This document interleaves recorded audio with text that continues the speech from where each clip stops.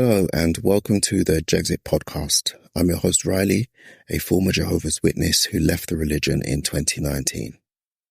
Thank you for tuning in to part 2 of a 6-part series which explains how I woke up from my Jehovah's Witness indoctrination and learned the truth about the truth. If you haven't already listened to part 1, please go back and listen to that one first because I'm relaying these experiences in chronological order, so it will just make a lot more sense. This episode is all about worldly people, or more specifically, how I came to realize that the JW stereotyping of worldly people is both false and undeserved. Now, if you're unfamiliar with Jehovah's Witness terminology, the phrase worldly people might sound a bit strange, but it's basically what Jehovah's Witnesses call everyone else. So anyone who is not a JW is a worldly person. But the common usage of that word worldly outside of JW land is actually a positive one. To say that someone is worldly is to say that they are sophisticated, knowledgeable, maybe well-read or well-traveled. And these are all good things. But Jehovah's Witnesses redefine this word to mean that somebody is of the world. And to JWs, the world is evil, wicked, uncaring, unloving, unjust, dishonest. I could go on forever. And it's that way because it's ruled by Satan the devil, who encompasses all of those things. So the world is a reflection of his characteristics. And by extension, the people of the world are a reflection of those characteristics. So to say that somebody is worldly is almost like a slur. So that's just a little bit of background into what Jehovah's Witnesses think of people in the outside world. So picking up from where I left off in the previous episode, it's now January 2019 and my marriage is coming to an end. The specific reasons why it ended are numerous and they could make up a whole episode in and of themselves. But suffice to say that the situation became untenable and something had to give. So my wife and I separated and I left the family home. And for the next 2 months, I was actually homeless. I was living in my car. Well, not living in my car, but sleeping in my car at least. Fortunately, I had a good job and I was also the member of a 24-hour gym that was in my local area. And logistically, this actually worked out quite well. In the evenings, I would find a quiet street to park on, park my car, go to sleep on the back seat. Then in the morning, I would drive to the gym, use the gym facilities to do my workout, get washed and dressed for work, go to work a full day, come home in the evening, use the gym facilities again to get changed for bed, get in my car, drive to a quiet street and start the whole cycle all over again. Now, at this point, I'm sure that some of you are wondering why I was homeless. Why couldn't I just rent a room or rent an apartment somewhere to avoid going through all of that? Well, on a previous episode, I can't remember which one, but I've spoken before about how during the time when my marriage broke down and when I got disfellowshipped, I was accused of doing a lot of things that I actually didn't do. The thing that I got disfellowshipped for, I did do that, but I was accused of doing a lot of other things as well that I was completely innocent of. And one of those things was financial non-support. I was accused by my wife of the time of not supporting the household financially, which again was completely untrue. In the Jehovah's Witness religion, financial non-support is quite a serious thing to be accused of. In fact, it's one of the very few grounds on which a wife is allowed, quote unquote, to separate from her husband if he refuses to provide for the household. And the key word there is refuse. It has to be someone who willfully refuses to provide for his household. So that doesn't include things like a period of unemployment after being laid off or something similar to that. It has to be intentional and deliberate. So I reasoned to myself that after leaving the family home, if my financial contribution to the household changes in any way, that's only going to add fuel to those accusations, and I did not want that to happen. I was earning a reasonable wage at the time, but I wasn't so rich that I could afford to contribute financially to the family home and rent a place to live somewhere else at the same time. So the solution I came up with was to sleep in my car. There's also another reason that influenced my decision to live in my car, and that has to do with the JW idea of collective guilt. Within the religion, there's this idea that if you support someone's sinful decision or sinful course of action, then you are a sharer in that person's sin. And given the fact that I had separated from my wife without quote unquote scriptural grounds, technically I was committing a sin. So that means that if I had then moved in with any fellow Jehovah's Witness, that would have made them a sharer in my sin. In effect, they would have become guilty by association. Now, needless to say, the way I feel about all of these rules now is that they are complete BS, but at the time, I believed all of these things and I agreed with it as well. So there were a couple of JW friends who had offered me a room in their house, which I refused because I didn't want my poor standing in the congregation to affect them. I didn't want them to be looked upon badly because they were, for want of a better expression, harboring a sinner in their home. So those are the two reasons why I was homeless and living in my car. And that was the situation for 2 months, from the start of January 2019 to roughly the end of February. So sometime in early March, I actually got quite ill. I had grossly underestimated the physical, emotional, and mental toll that living in my car would take on me.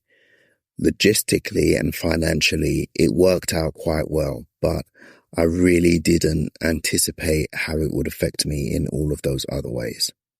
My physical and mental health were at an all-time low.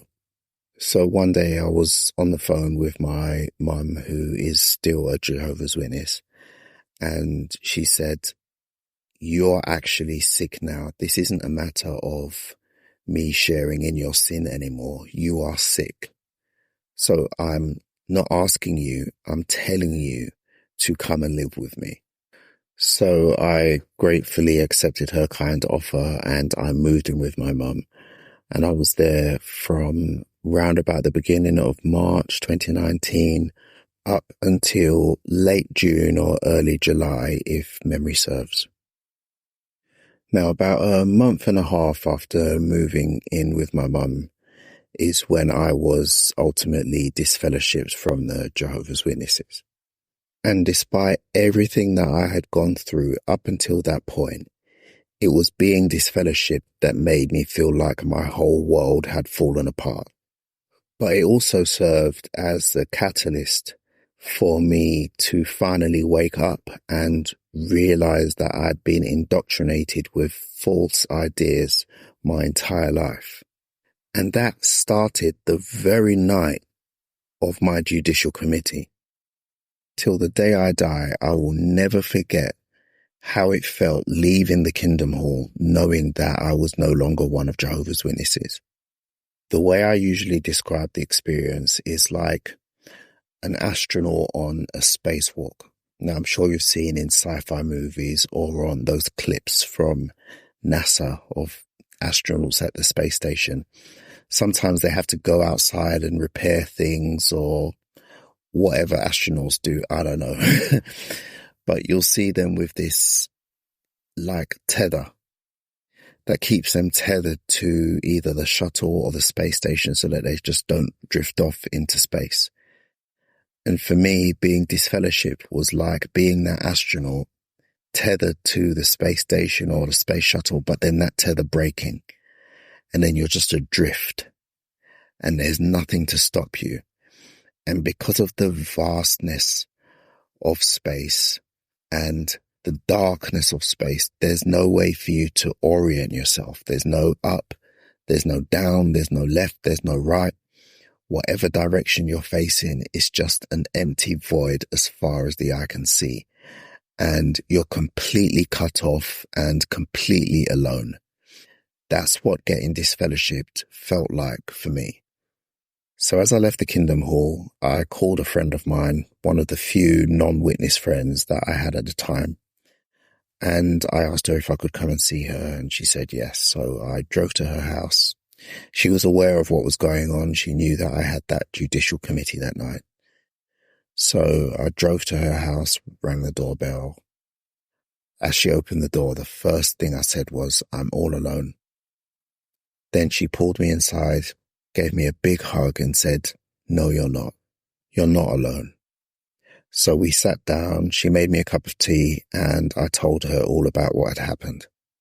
And for the next couple of hours, she went out of her way to reassure me that everything was going to be all right and to let me know that I didn't have to face all of this by myself. Now, at the time, because I was in the very depths of despair, her reassurances, in all honesty, fell on deaf ears. But later on down the line, I would look back at that and it would fill me with love, gratitude, and appreciation. And it would make me think, before I got disfellowshipped, when I was surrounded by this so-called loving community of brothers and sisters in this international brotherhood, why have I never felt so loved and supported there as I do now with this worldly person? And during this time, I had similar experiences with some of my colleagues at work. I worked on a very small team and we all became quite close, and we still are to this day. They were aware of my marriage and living situation, and also I opened up to them about the struggles I was having in the congregation with my judicial committee and disfellowshipping. And I cannot adequately put into words how kind they were to me. On several occasions, a couple of them took time out of their work schedule just to sit down and listen to me talk. One of them even cried with me. That in itself is an experience that I will never forget. The point that I'm getting at here is that all of these so-called wicked, selfish, evil, worldly people treated me with kindness, compassion, and they made me feel like I mattered. And no Jehovah's Witness had ever done that for me. To be fair, it wouldn't be honest or accurate to say that no Jehovah's Witness has ever shown me kindness and compassion. But let's face it, through no fault of their own by and large, Jehovah's Witnesses are drones. So when a fellow Jehovah's Witness helps you, assists you, shows you kindness or compassion, they're doing so in a way to support your drone ship, for want of a better expression. So when a fellow Jehovah's Witness supports you or assists you, what they're really doing is supporting your servitude to the wider group. And it took me going through a major life crisis and being supported and shown kindness and compassion by non-witnesses for me to finally realize that very nuanced difference. Now, about a month and a half after I was disfellowshipped, so we're now at the end of May 2019, is when I met Marsha. And to date, I have not met another person who is as principled, decent, kind, caring, compassionate, loving, and empathetic as her. She stands head and shoulders above any Jehovah's Witness I've ever met. And I got that sense about her from the moment that we actually met. I mean, literally from the time we first laid eyes on each other, I got this feeling about her that this was a really good person. So we went on 2 dates, and then she went back to America. We were apart for about a month, and then we met up again in the US at my cousin's house. And that's when we decided that we wanted to be in a relationship together. So this is June of 2019. And at this time, things in my life are starting to look a lot more positive. I was in a new job, which I absolutely loved. I'm in a new relationship, which is bringing me a lot of joy and peace. So things seem to be moving in quite a positive direction. Then I got back home from that trip, and everything between me and my mum had changed. The elders had met with her and basically told her that if I continue living in her house, then it's going to affect her standing in the congregation. She wouldn't be able to pioneer anymore, and she would basically not be in good standing. So she gave me 3 weeks to find alternative accommodation. So that's what I did. I looked for a place. I found somewhere quite quickly, actually. Moved out of my mum's house, and that was the last time I saw her. And that was in June of 2019. So just over 5 years ago now. So now I'm going to fast forward to October of that year, 2019. Between June and October, nothing really major happened in my life. I'd moved out of my mum's house. I just went to work, came home, went to work, came home. Marsha came and visited, I think twice. But then in October, we both went to the US together, and we were there for 3 months. And during that 3 months, we traveled all across the country. We met a lot of my family. We stayed with several of her friends. And all in all, it was a really great time. It was a really good experience. We got closer and, further cemented our relationship. It was the most time I'd ever spent with non-witnesses in my entire life. And I didn't have a single bad experience with any of them. I celebrated my first Christmas during that time, which was very awkward, completely different from what it's like now, because I'm a Christmas fanatic. I absolutely love Christmas, but I was still a believer. I mean, I had doubts, but I still believed the religion was true at this period of time. So I felt guilty fully celebrating Christmas. I took part because, I was with Marsha now, and I realized that relationships involve compromise. And Marsha is a way bigger Christmas fanatic than I am. But by no means was it a comfortable experience. But it did teach me something.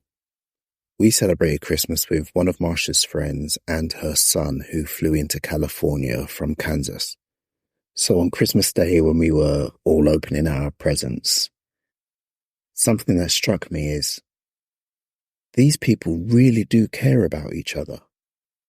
Just observing the care that they put into choosing gifts for each person, it struck me that the act of gift giving is motivated by a genuine feeling to want to make another person feel good, which is a stark contrast from what it's like in the JW world, where Jehovah is the giver of every good gift and every perfect present, according to James chapter 1 and verse 17.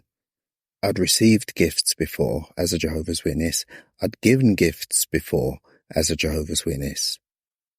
But deep down, I think we all know that it's not really about the individual. It's always about Jehovah. Whatever good thing you do as a JW, in the back of your mind, you're doing it because you're a Jehovah's Witness, and this is what Jehovah's Witnesses do. And to me, that takes something away from it. It takes away the genuineness of it. And then one night, shortly after Christmas, while we were still in California, I was sitting up in bed. And then I thought to myself, I've been lied to. The experiences that I'm having right now and the experiences that I've had over the past few months do not align with what I have been taught about what non-witness people are like. And that was the second nail in the coffin of my indoctrination. And unlike the first nail, which I spoke about in the previous episode, this one wasn't something that I could just put to the back of my mind and carry on regardless. This one wasn't about having a doubt that I couldn't resolve or having an issue that I didn't understand, but deciding not to worry about it and serve Jehovah anyway. I saw this as an intentional deception, and it made me very angry. That's all for this week's episode of the Jexit podcast. I really hope you enjoyed it. If so, please, if you're listening on YouTube, give the video a thumbs up and a comment. And if you're listening on your favorite podcast app, please rate the podcast. That really helps to get in front of as many listeners as possible. And if you haven't already done so, please subscribe so that you can keep up with future episodes. Thanks again for listening. I hope you have a great week.